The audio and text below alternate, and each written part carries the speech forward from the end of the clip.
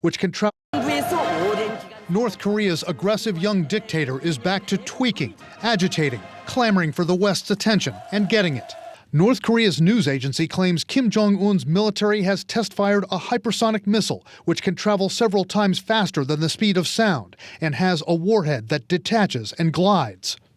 That was just minutes before North Korea's envoy to the UN spoke to the General Assembly, accusing the U.S. of, quote, antagonizing Pyongyang, blasting the U.S.-South Korean military alliance, and making an implied threat of his own. We have been very much accustomed to the U.S. military threat, and we know well how to deal with the U.S., the most hostile country.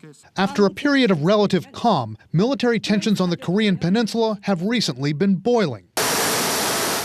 This is North Korea's third missile test this month, following another ballistic missile test in mid-September and tests of long-range cruise missiles before that. South Korea tested a submarine-launched ballistic missile on September 16th and is deploying a 3,000-ton sub capable of firing it. On the peninsula, it's clear there's arms racing dynamics going on.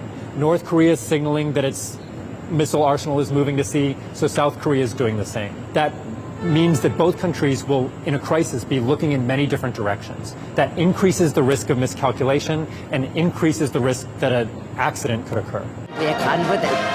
The blur of activity on the peninsula in recent weeks includes a bizarre parade through Kim Il-sung Square in Pyongyang, featuring a hazmat squad, a canine unit, horses, and at the stroke of midnight, an image that got North Korea watchers into a lather.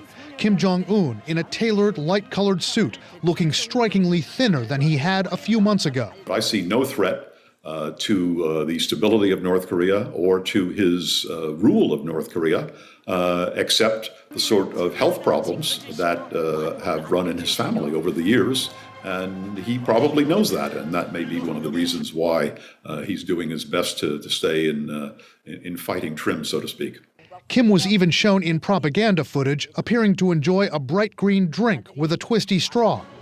The visuals, the missile tests, the bombast at the UN signal a reemergence of Kim Jong-un on the world stage. But what's his calculation? I think the message is that North Korea is prepared to talk, but on its terms.